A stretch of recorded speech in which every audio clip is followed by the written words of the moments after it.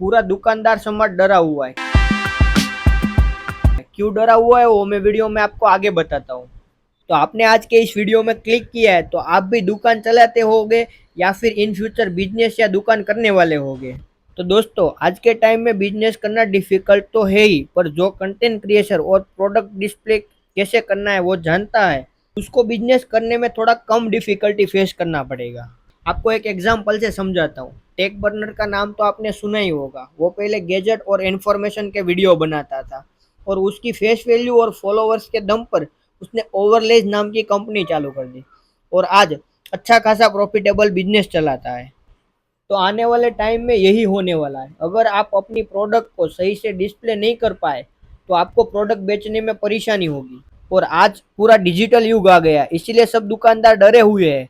पहले जितने कस्टमर आते उतने आते नहीं है और उससे कम आते हैं।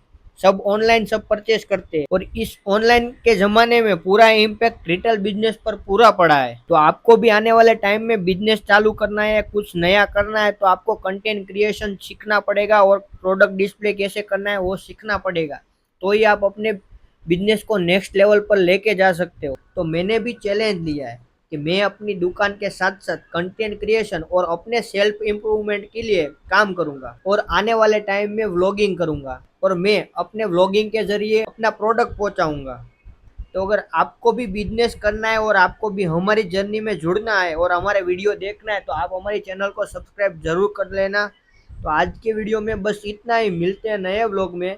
और आपने चैनल को सब्सक्राइब नहीं किया है तो ज़रूर से सब्सक्राइब कर लेना। Thank you for watching our vlog.